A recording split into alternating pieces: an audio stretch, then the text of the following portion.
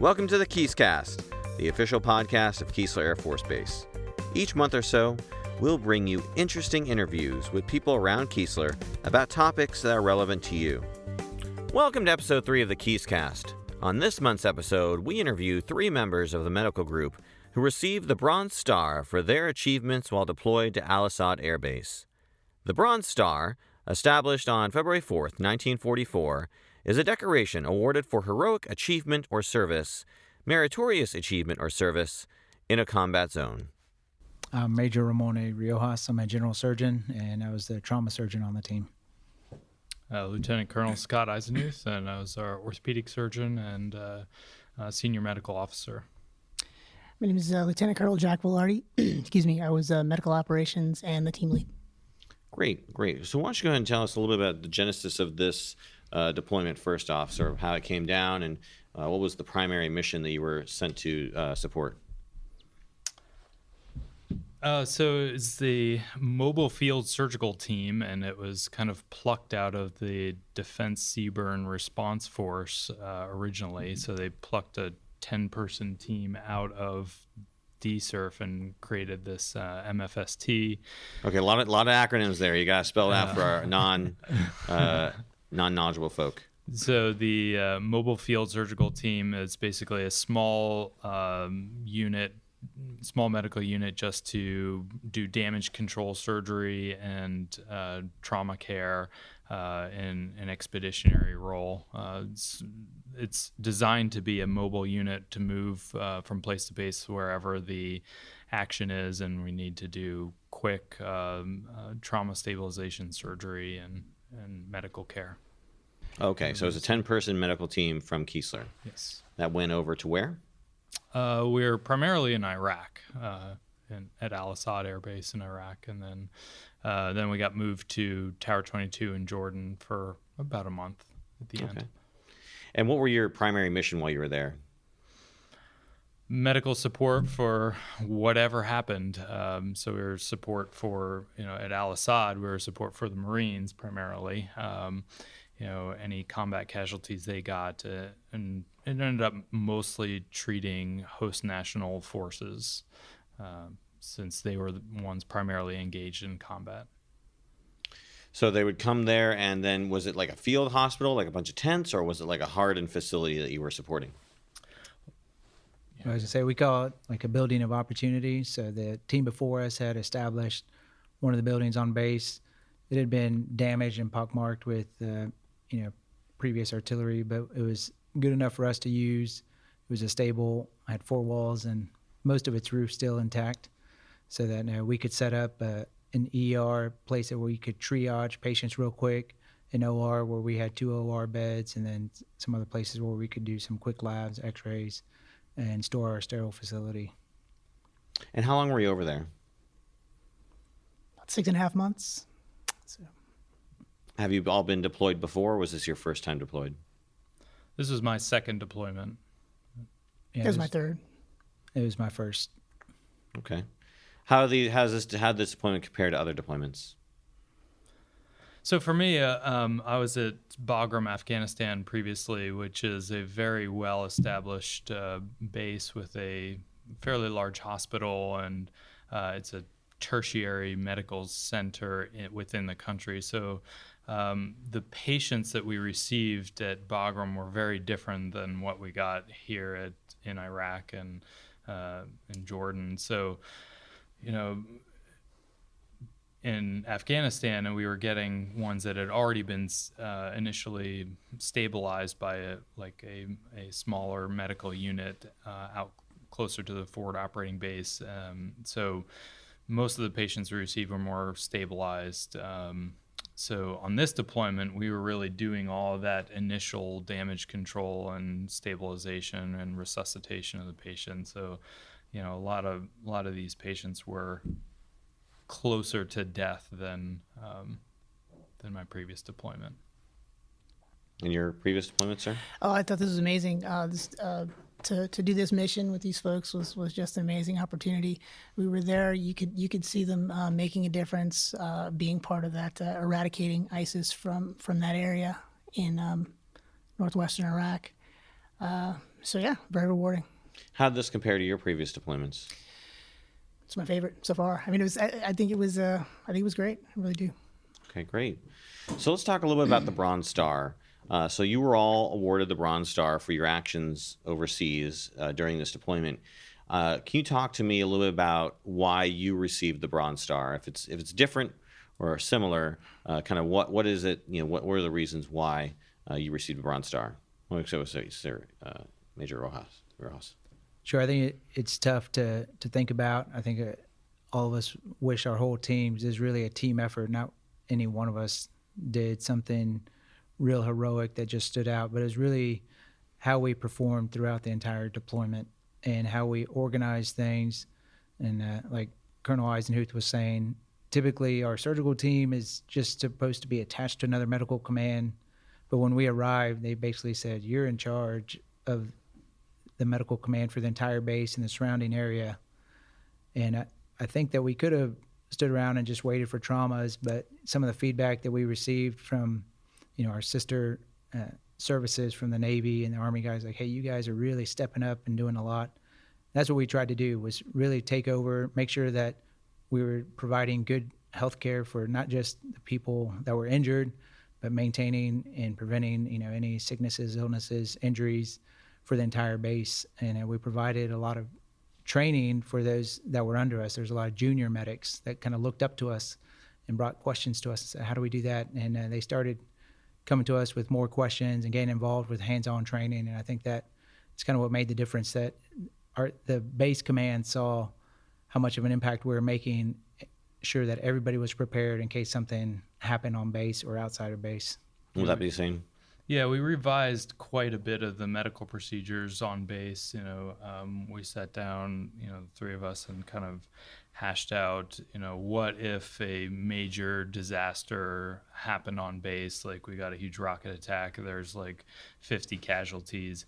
What do we do? How do you manage that? And, I think we put a lot of effort into revising a lot of the and really establishing a lot of the protocols on how to handle a mass casualty incident, how to handle a chemical attack on base, like how do you do decontamination procedures, and really the command just kind of gave that all to us and said, here, give us a plan. And, so we put a lot of effort into putting all that together. But, and then of course, all the day-to-day, 5 trauma patients come in at once, you still have to, be able to handle all that too.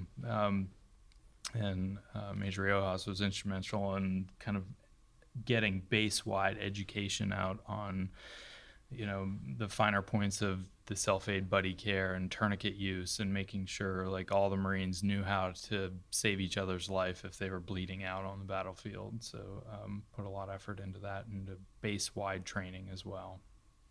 Yeah, I mean, they're exactly right. If they would have just showed up and just sat back and waited for their patients to come, they still would have had technically a successful deployment, but they did so much more than that, reaching out. And as they just said, designing training programs for not only us medically, but for the entire base. So yeah. So what did you each do individually that kind of distinguished you amongst the other doctors and the group here that was listed on your citation? I'd say one of the bigger things, kind of like Colonel Eisenhuth said, is I really put a lot of emphasis on making sure that our non-medics on base were well trained. We know that one of the most preventable causes of death in combat is hemorrhagic shock, and so if we could really get that trained and retrained, we know that people receive training before they go on deployment, but after a few months, we know from research that they forget it. So we hammered that through, and I think that was one of the biggest things. I just wanted to make sure that not only us, but that everybody else knew how to react in certain situations, and it wasn't just a chaotic, everybody running for themselves, and they knew who to communicate with, how to communicate with us. And so I was, I felt like where I devoted a lot of my time was just making sure that people had that training so that we were prepared for, any kind of trauma that we might have been faced with, and a contingency kind of plan as well in case that first one didn't work. And we always had our little after action review anytime somebody came in and said, okay, how are we going to get better, or maybe we thought this would work and let's revise it. Next time we're going to do it this way. And I felt like that was one of my biggest contributions. Yeah, so Major Otis was mostly in charge of the training. I kind of more of the personnel side of it. We had multiple nations involved in the medical care there. We had Czechs, Norwegians, Danish, Army, Air Force, Navy, Marines, all involved. One of my main responsibilities was organizing individual trauma teams for different numbers of casualties that came in. Like, okay, who's going to be in Bay 1? Who's going to take airway? Who's going to take IV? Who's going to do this and that on a rotating basis, but also for a specific number of casualties. Like, it's going to be this plan with this number of casualties. And so, we had a lot of personnel changes. The Czechs left, and the Norwegians came in, and they were constantly rotating their personnel like every few weeks. So it was kind of chaotic to make sure that we had the right capabilities in every bay. So that was one of my major responsibilities, was making sure that the day-to-day operations of the medical unit were ready to go. I think if you ask the team, the best thing I did was get us out of there at the end. We were in this remote fob, and people were getting delayed for weeks and weeks and weeks, and I was on the phone screaming at people pretty regularly, and we're able to get us out of there, moved pretty much on our way home in less than a week. So that's probably my greatest accomplishment, if you ask them. Well, so I think you had plenty of more input into that. Yeah, Colonel Velarde's not saying everything.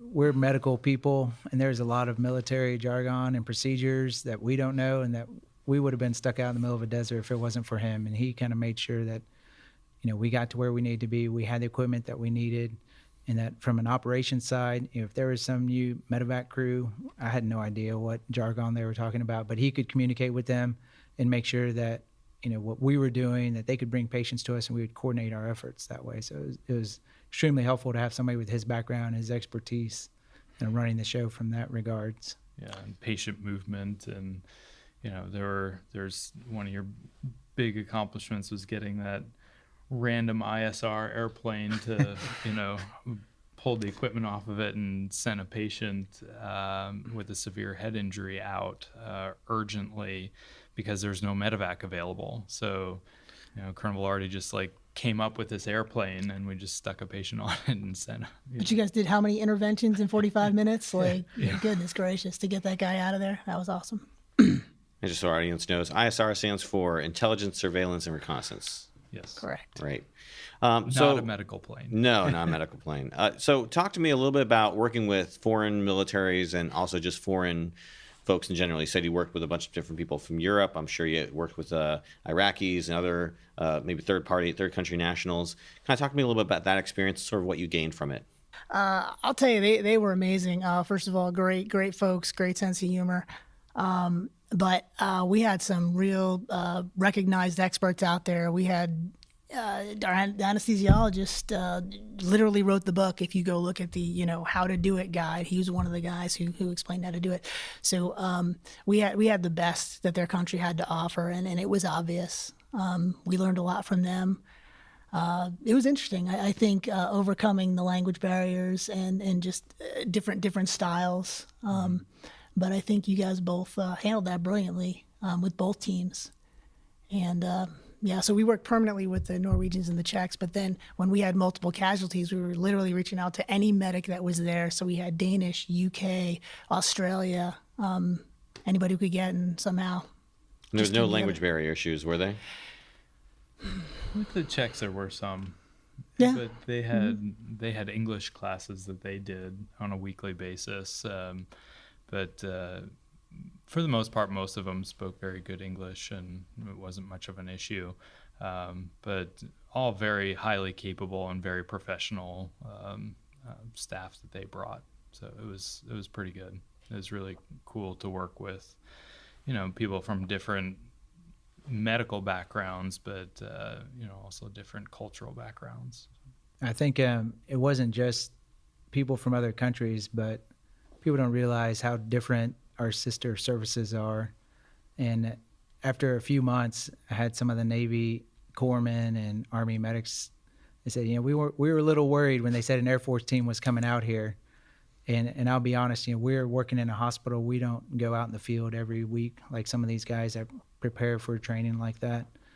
But I think they were surprised in our camaraderie and our willing to step up and just take care of the job. And so by the end, we're all kind of brother in arms, and it made a big difference. And they said, well, you definitely made me think differently about the Air Force, the way that y'all performed. And so that, that brought a lot of pride to us, I think.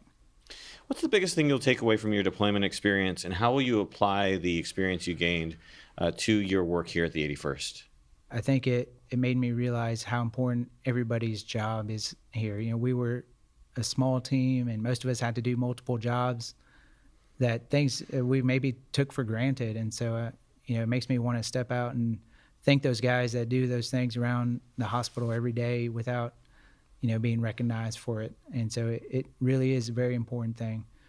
As far as, what I take home, it just made me realize how important all the training that we receive is we probably used everything from medical school and on, having to take care of patients, how to react to different scenarios. We had such a variety of trauma patients. It wasn't just your standard trauma that you might see here. And so I think that was one thing I just have to tell myself and tell the other juniors that we work with, hey, always be prepared when you go, because you don't know what you'll be faced with. Yeah, agreed. Yeah, it's I feel much more comfortable with significant trauma now than I was. Before you get a complex medical question, you have a consultant that you right down the hall that you can go ask. Out there, you're kind of a lot on your own.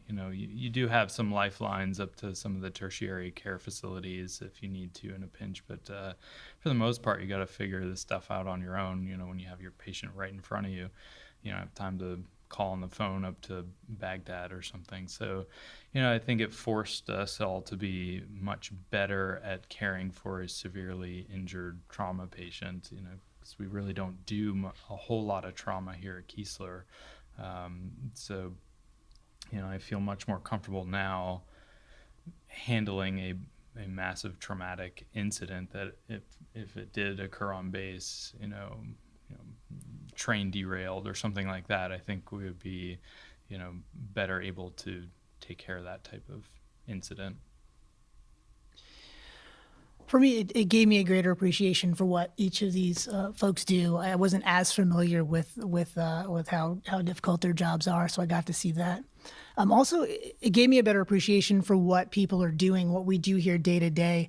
It's so important that when you're doing that mission, that you have your head in the game, and so to know that the folks here, it gets kind of mundane, but are taking care of the patients that are here, the family members, whether it's finance or in the hospital or whatever. So the folks that are deployed don't have to worry about that, because as soon as they have a home issue, all of a sudden we're down one person because they're worrying about that. They're trying to work that from 3,000 miles away. So it kind of reminded me that, I get it, we're on a training wing, but it's important what we're doing here. So. Were there any interesting stories that came out of your deployment that you would like to share? I think there was probably a lot of different stories.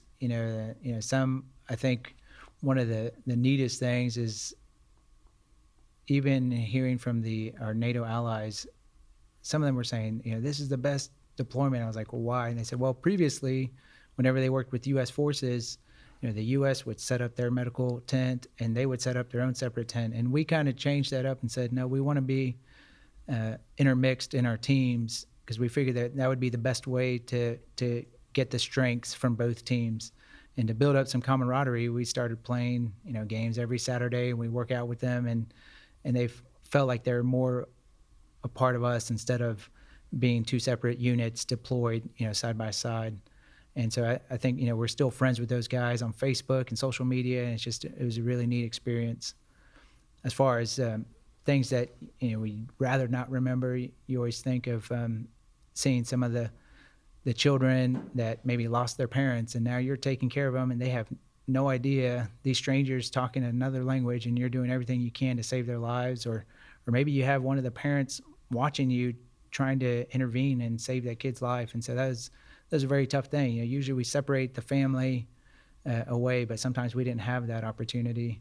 So those are things that sometimes can be tough, but you feel like you helped them out as much as you could, and I think they respect that. The Iraqi people were so happy to have us there, being the only surgical capability for a huge area of Western Iraq.